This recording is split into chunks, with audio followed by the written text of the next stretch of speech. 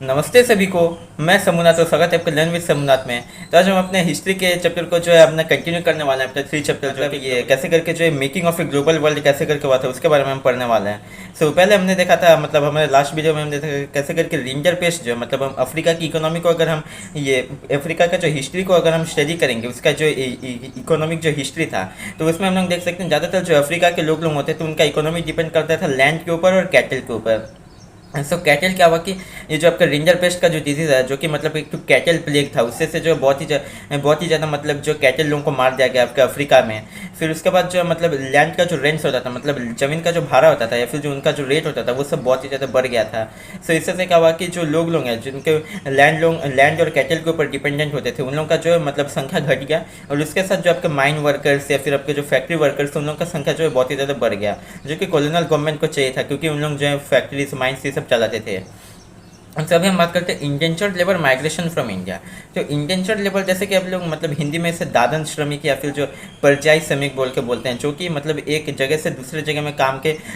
अन्वेषण में, और ज़्यादातर वो लोग जो कूली का काम या फिर जो मतलब ये मिस्त्री का या फिर ऐसे करके कुछ कुछ मजदूर का जो काम उन लोग करते हैं, जिनको कि हम लोग इंडेंचर्ड लेबर बोलते हैं इंग्लिश में। ये शुरू हुआ था बहुत ही साल पहले से, मतलब ये जो आपका 1800 के टाइम से ये जो शुरू हुआ था। तो इसमें होता क्या था कि बहुत से जो लोगों को जो मतलब एक एजेंट होते थे, एजेंट लोग जिन लोगों की जो लोगों को मतलब बहकाते थे कि आपको अगर आप लोग मतलब इंडेंचर्ड लेबर बन के अगर इस कंट्री में गए फिर उस जगह में गए तो फिर आपको जो ये सब रिटर्न्स मिलेगा, आपको जो मतलब काम करने के बाद वहाँ पे सेटल हो सकते हैं, या फिर जो भी कुछ कुछ मतलब फैसिलिटीज़ का उन लोग जो उनको मतलब प्रलोभित करते थे, उनको जो लालच दिखाते थे, और उसके साथ जो उनको मतलब लेके जाते थे उस कंट्री में, वहाँ पे फिर उनको काम करना पड़ता था, और ये जो बहुत ही ज़्यादा हार्श कंडीशन होता था। इंडेंचर्ड लेबर जो है मतलब एक तरीके का कोएर्सन है, जिसमें कि मतलब एक नई तरीके का स्लेवरी आप लोग बोल सकते हैं, क्योंकि स्लेवरी जो है मतलब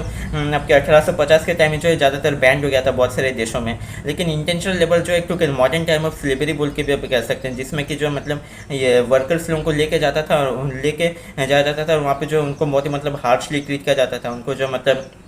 कम फैसिलिटीज़ मिलता था, कम पैसे मिलते थे, और ज़्यादा से ज़्यादा उनसे काम निकलवाया जाता था। ऐसे करके जो है इंडेंचर्ड लेबर का ये वर्क जो है काम करता था। ये जो है मतलब ज़्यादातर इंडिया और चाइना में देखा गया था, जिसमें कि क्या होता था कि आपके माइंस, रेलवे प्रोजेक्ट्स या फिर रोडवे प्रोजेक्ट्स, ऐसे बहुत सारे जो बड़े बड़े जो प्रोजेक्ट्स होते थे उन लोग में जो ये इंडियन चाइल्ड वर्कर्स लोग जाके काम करते थे, क्योंकि चाइना इंडिया में बहुत ही ज़्यादा पॉपुलेशन भी होता था उस टाइम, मतलब उस टाइम भी होता था और अभी भी तो पॉपुलेशन है। तो उस टाइम में जो ज़्यादातर जो पॉपुलेशन जिन लोगों के अनएम्प्लॉयमेंट से जूझ रहे थे उन लोगों को जो इंडेंचर्ड लेबर बन के जो जाना पड़ता था, वहाँ पे जाके काम करना पड़ता था। तो अगर इंडिया का बात करें तो इंडिया के ज़्यादातर इंडेंचर्ड लेबर आते थे आपके उत्तर प्रदेश, बिहार, सेंट्रल इंडिया और तमिलनाडु के जो ड्राई जो एरियाज होते हैं, मतलब तमिलनाडु के वो सब एरिया जहाँ पे थोड़ा मतलब रेत होगा, ज़्यादा बारिश नहीं होता होगा, वैसे सब जगह से जो ज़्यादातर इंडिया के इंडेंचर्ड लेबर्स लोग जाते थे।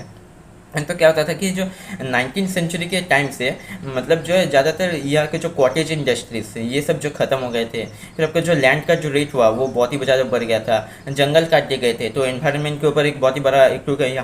हानि पहुँच रहा था एनवायरनमेंट के ऊपर बहुत बड़ा। तो इसलिए क्या हुआ कि इन लोगों को जो मतलब इनके और फिर इनके ऊपर जाति प्रथा भी मतलब लागू होता था, इनको बहुत ज़्यादा कास्ट डिस्क्रिमिनेशन भी सहन करना पड़ता था। तो इन लोग क्या सोचा कि इन लोग एक तो अच्छा ज़िंदगी मिलेगा अगर इंडेंचर्ड लेबर बन के काम करे तो, और जो एजेंट लोग भी इनको बहकाते थे, तो ये लोग जो चले गए वहाँ पे जाके वो लोग जो मतलब सेटल भी होने लगे, क्योंकि वो जो वर्कर्स लोग हैं वहाँ पे जाके फिर धीरे धीरे जो सेटल भी होना शुरू कर दिए, ताकि उनके बेटे लोग फिर से जो मतलब अपना इंडेंचर्ड लेबर का काम कर पाएंगे। लेकिन अभी धीरे धीरे टाइम चेंज हो गया है तो सिचुएशन थोड़ा अलग है। अगर इंडिया के जो ये वर्कर्स लोग हैं इनका अगर मेन डेस्टिनेशन को देखा जाए कि किस जगह में ये लोग जाके काम करते थे, तो वो था आपका जो कैरिबियन आइलैंड्स, जैसे कि आपका ट्रिनिडाड, गुयाना, सूरीनेम, या फिर आपको मॉरिशियस, फिजी, ऐसे करके मतलब कई सारी जगह में इन लोग जाते थे। और अगर तमिलनाडु के जो माइग्रेंट्स लोग होते थे वो ज़्यादातर सेलोन, मतलब जिसको कि आज श्रीलंका बोला जाता है, उससे पहले जो सेलोन बोल के बोला जाता था, वहाँ पे माइग्रेट होते थे। फिर किन किन लोगों को जो आसाम में भी लेके जाया जाता था, जिनको कि ज़्यादातर कूली बोलते हैं, जो कि मतलब जो टी प्लांटेशन में ज़्यादातर काम करते थे, उन लोग को जो मतलब कूली बोला जाता तो लोग जो आसाम में जाते थे। ऐसे करके कई सारी जगह में लोग जो जाते थे।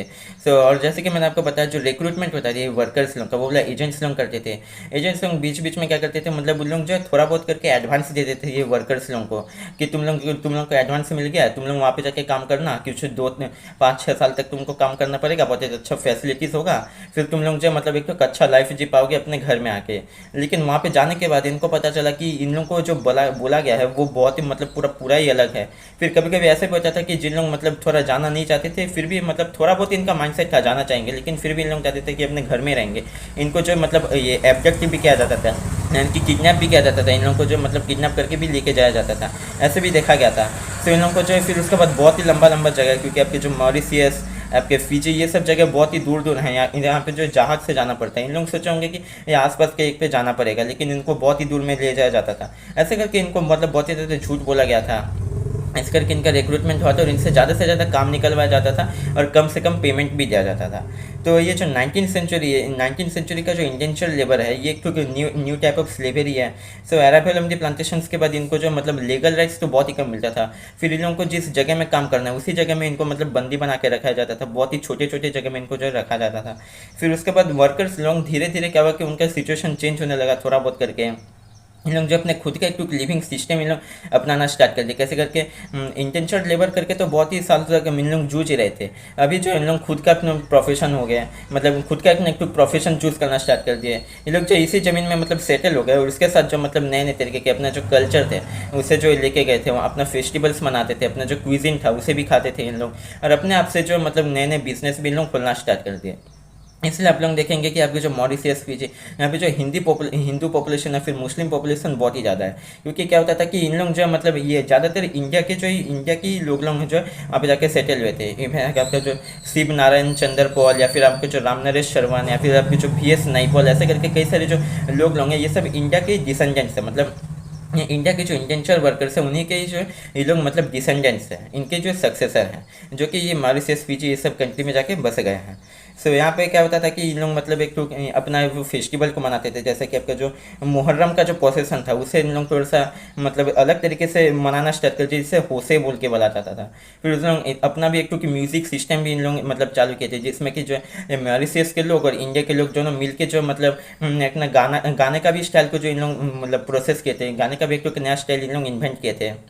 ऐसे करके कई सारे जो डेवलपमेंटल वर्क्स भी इन लोग को जो वहाँ पे जाके मतलब किया गया था। ऐसे नहीं है कि बस हमेशा बस इनको ठगा गया था, इनसे जो काम निकलवाया गया था, ऐसा नहीं है। बहुत सारे डेवलपमेंटल वर्क्स भी जो इन लोग जो देख पाए थे। सो अभी जो मतलब इंडेंचर्ड वर्कर्स को जो मतलब बैन कर दिया गया था 1900 के टाइम में, लेकिन फिर भी अगर हम 1921 के टाइम भी देखा जाए तो बहुत सारे जो वर्कर्स लोग हैं वहाँ पे जाके बस गए थे। इनफैक्ट जो आपके जो कूली होते हैं जो आसाम के, उन लोगों को जो मतलब बसने का उतना ज़्यादा राइट्स नहीं मिला था, उन लोगों को वहाँ पे जाके सेटल होने का उतना ज़्यादा राइट्स नहीं मिला था, तो उनको जो घर में लौट के आना पड़ा था। सो इंडियन एंटरप्रेन्योर्स अब्रॉड, ये तो हम लोग देखे कैसे करके जो वर्कर्स लोग इंडिया से बाहर जा रहे थे। अभी हम बात करते जो एंटरप्रेन्योर्स लोग होते हैं, मतलब जिन लोग के बड़े बड़े बिजनेस को लेते हैं, उन लोग कैसे करके बाहर अपना बिजनेस को फैलाए। तो इसमें क्या होता था कि जो लार्ज जो प्लांटेशंस होते थे, या फिर जो ग्रोइंग जो मतलब फूड्स को जो ग्रो किया जाता था एक कंट्री से दूसरे मतलब दूसरे कंट्री में ग्रो करके जो इम्पोर्ट करवाया जाता था, उसमें क्या इम्पैक्ट हुआ था, मतलब उसमें इंडियंस लोग का क्या पार्टिसिपेशन था, ये बात करते हैं। ऐसा अगर हम इंडिया के जो बैंकर लोगों का बात करेंगे, जिन लोगों के मतलब लोन्स देते थे, तो उसमें जो है सबसे पहले आते थे नाटुकोटे चेट्टियार्स और आपके जो शिकारीपुरी श्रोफ। इन लोग जो इंडिया के बैंकर्स लोग थे, जिन लोगों के मतलब पैसा ट्रांसफ़र करते थे जिससे से कि जो बिजनेस का जो फंडिंग हो सके, ऐसे करके इन लोग अपने बिजनेस को चलाते थे। फिर इनका एक सोफिस्टिकेटेड सिस्टम होता था, जिससे से कि इन लोग बहुत ही दूर दूर के डिस्टेंस तक जो अपना पैसा को ट्रांसफ़र करते थे। तो ये तो क्या मतलब जो आपके विदेश में मतलब फॉरेन कंट्रीज़ में कैसे करके इंडिया के इंटरप्रेन्योर्स लोग हैं। फिर इनलैंड इंटरप्रेन्योर्स लोग भी होते थे, जो कि मतलब एक इंडिया के एक जगह से दूसरे जगह में जो है मतलब अपना पैसा ट्रांसफ़र या फिर कुछ भी जो फाइनेंशिंग वर्क करते थे। फिर उसके बाद अगर आपका हैदराबादी सिंधी ट्रेडर्स को देखा जाए, तो वो लोग जो एक तो दूसरे तरीके के बिजनेस में इन्वॉल्व थे। वो लोग जो पोर्ट्स लोग होते हैं, जो पोर्ट सिटीज़ लोग होते हैं, वहाँ पर जाकर अपना बिजनेस को सेटल करवाते हैं, जिससे से कि जो फॉरेन टूरिस्ट लोग आते हैं वो लोग उनसे से मतलब चीज़ों को जो खरीद पाएंगे। ऐसे करके जो इंडिया के एंटरप्रेन्योर्स और वर्कर्स दोनों ही जो विदेश में गए थे, वहाँ पे अपना इन्फ्लुएंस भी जो वो लोग जमा पाए थे। So Indian trade colonialism in the global system. जैसे कि हम लोग जानते हैं कि इंडिया जो है पास्ट में एक बहुत ही रिच कंट्री था। इंडिया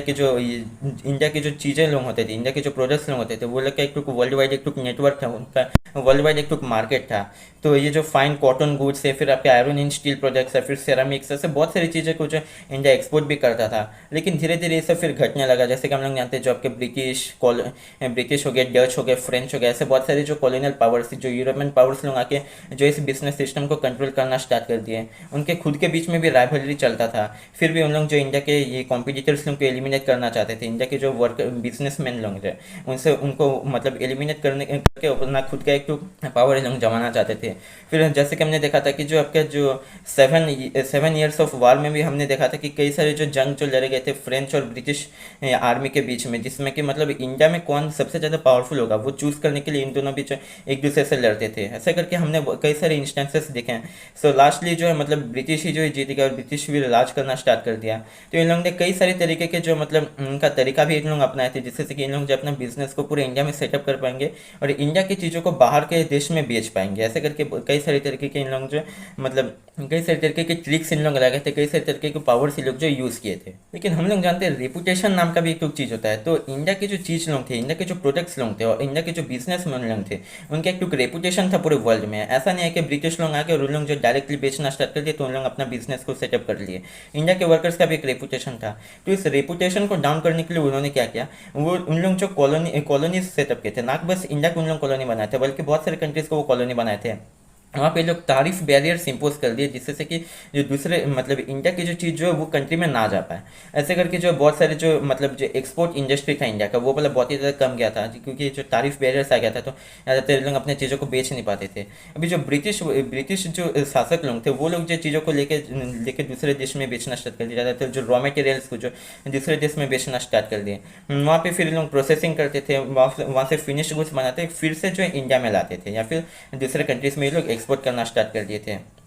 ऐसे करके मतलब इसमें आप लोग देख सकते हैं जो फिनिश गुड्स जो था उसका एक्सपोर्ट कम गया और जो रॉ मटेरियल्स का एक्सपोर्ट जो बढ़ गया था। ऐसे करके जो मतलब कई सारे साइकिल्स देखे गए थे जिसमें कि ये कॉलोनियल सिस्टम जो काम करता था। सो आज के वीडियो ये पे ख़त्म करते हैं, मिलते हैं अगले वीडियो में, तब तक के लिए धन्यवाद।